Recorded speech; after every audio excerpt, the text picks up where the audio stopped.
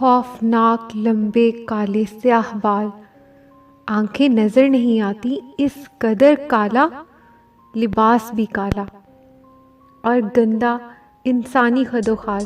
مگر کیا وہ واقعی انسان ہے یا کسی اور مخلوق نے انسان کا روپ لیا ہے، ایک ایسے مقصد سے جو بہت گھنونا اور خطرناک ہے؟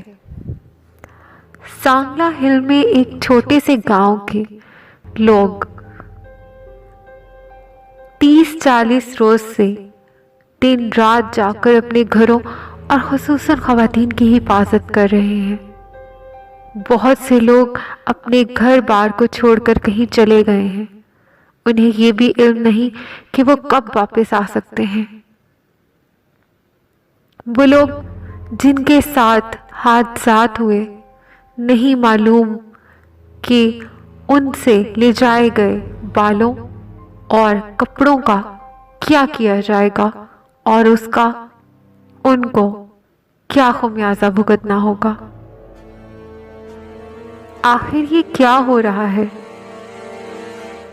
وہ خوبصورت بھی تھی اور بہادر بھی، مگر آج جب وہ شیشے کے سامنے کھڑی اپنے بال بنانے لگی تو دن کی روشنی میں وہ ہوا جس کا خوف اسے رات کی تاریکی میں بھی کبھی نہ ہوا تھا۔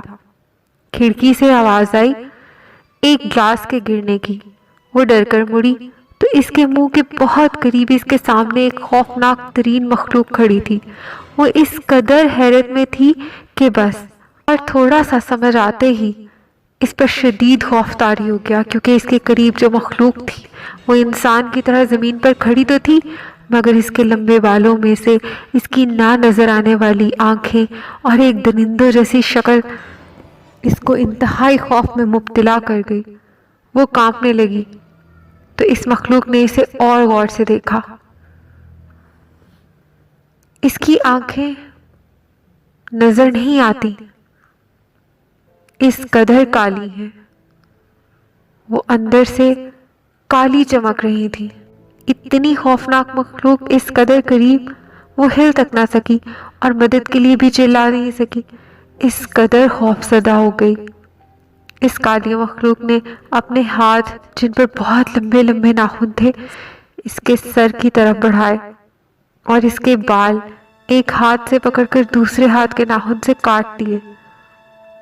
اس کے ناخن اس قدر لمبے اور تیز تھے جیسے چھریاں ہوں، اور اس کے اسی بازو سے جو اس کے قریب تھا پوری آستین بھی کاٹ لی۔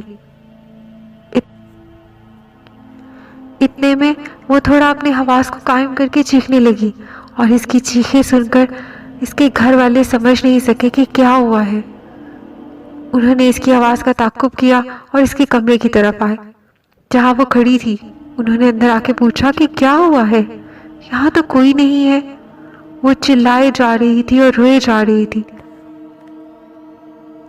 اور اس قدر رو رہی تھی کہ بول بھی نہ پا رہی تھی۔ اور انہوں نے اسے پانی دیا، تسلی دی، کہا بیٹھ کر بتاؤ ہوا کیا ہے، کیوں رو رہی ہو؟ مگر کمرے کی کھڑکی، اس نے کہا میرے کمرے میں کوئی تھا، بے حد کالا، خوفناک، بہت اونچے قد کا۔ وہ کیا چیز تھی میں نہیں جانتی، پر وہ میرے بال کاٹ کر لے گیا، میرے کپڑے کاٹ کر لے گیا۔ گھر والوں نے ادھر ادھر دیکھا، کسی کو نہ پایا، لیکن کھڑکی تو اس قدر چھوٹی تھی اور اس پر بھی سلاخیں لگی ہوئی تھی جس سے وہ محفوظ تھی۔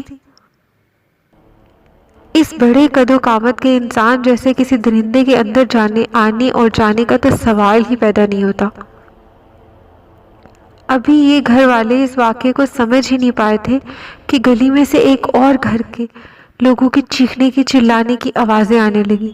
بھاگ کر اب باہر کے دروازے کی طرف سارا گھر دوڑا۔ دروازہ کھولا تو دیکھا کہ ایک ہجوم ہے اس محلے کے آخری گھر کے باہر، اور اس کے سامنے حویلی میں لوگ جمع ہیں۔ یہ کیا ہوا ہے، آخر سب باہر آ گئے؟ وہاں بھی 2 گھروں کی خواتین کے ساتھ یہی ماجرا ہوا۔ اب باقی گھر والوں کو یقین بھی آ گیا کہ اس لڑکی نے جو کہا ہے وہ سچ ہے، اور سب شدید خوفزدہ بھی ہو گئے، اور سب اس ماجرے کی حقیقت کو جاننے سمجھنے کے لیے ایک دوسرے کو بتانے لگے کہ ہاں ہمارے ساتھ یہ ہوا ایسے ہوا، اور اس کالی اندھیری خوفناک مخلوق کی نشانیاں بتانے لگے۔ حالانکہ وہ گاؤں سارے کا سارا پکا نہیں ہے، لیکن اس کچی زمین پر بھی اس کے پیروں کے نشان کہیں نہ تھے۔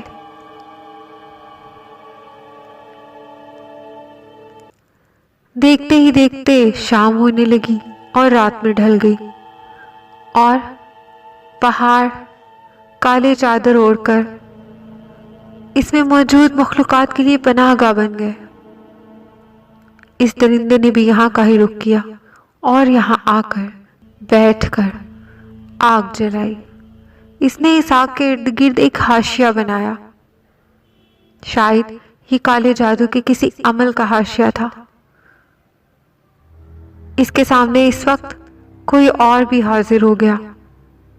حاشیے کے اندر اس عجیب سے ڈیزائن کے اندر بیٹھ گیا، اور اس نے ایک بھیانک آواز میں کچھ منتر پڑھنا شروع کیا۔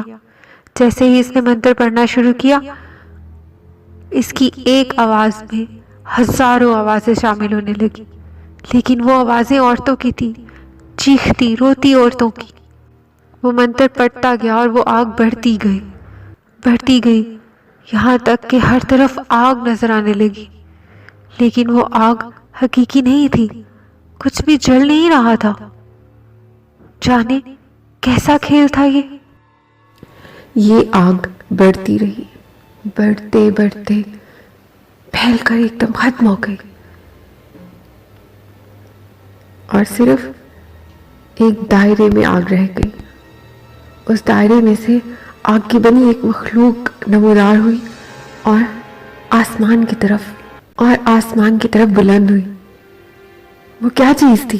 اس مخلوق نے اپنے پر پھیلائے اور اس وحشی درندے جیسے انسان سے بات کرنے لگی۔ اس کی آواز اس درندے کی آواز سے بھی زیادہ بھیانک تھی۔ وہ دونوں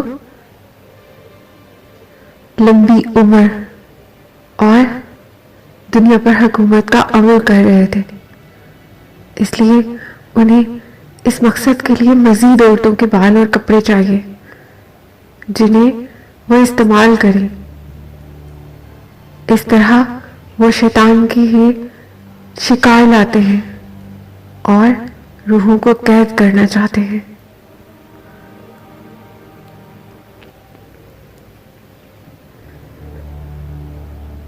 اس درندے نے اپنے آقا سے کہا کہ وہ بہت جلد اس کے لیے مزید بہت سی روحیں اکٹھی کر لائے گا تاکہ وہ زندہ ہو جائے اور وہ دونوں مل کر دنیا پر حکومت کر سکے۔ ایک راہ گزیر درخت کے پیچھے چھپ کر یہ سب دیکھ رہا تھا، مگر وہ اتنا خوف زدہ تھا کہ نہ تو وہ کچھ کر سکا، نہ ہی کچھ بول سکا، نہ ہی وہاں سے ہل سکا۔ اسے وہ رات وہیں چھپ کر گزارنا پڑی، اور جیسے ہی فجر کی اذان ہوئی وہ بھاگ کر واپس اپنے گاؤں آ گیا۔ لیکن وہ اس قدر خوفزدہ تھا کہ اس سے یہ ماجرا کسی کو بیان ہی نہیں کیا گیا۔ کئی دن اسے مسلسل بخار ہوتا رہا، اس خوف سے کہ کہیں اس کی باری نہ آ جائے، کہیں اسے کسی اور طرح کا نقصان نہ پہنچایا جائے، کیونکہ وہ مخلوق کسی کو نقصان نہیں پہنچا رہی سوائے اس کے کہ ان کے کپڑے لے جائے، ان کے بال لے جائے، اور اگر کوئی مزاحمت کرے تو ہاں اسے وہ اپنے تیز چھری جیسے ناخنوں سے زخمی ضرور کرتا ہے، لیکن قتل پھر بھی نہیں کرتا، کیونکہ اسے ان کی روحیں ایک عمل کے ذریعے چاہیے۔ مزید خوفناک حقیقتیں جاننے کے لیے اور دلچسپ کہانیاں سننے کے لیے ہمارا چینل سبسکرائب کیجیے۔ شکریہ۔ اللہ حافظ۔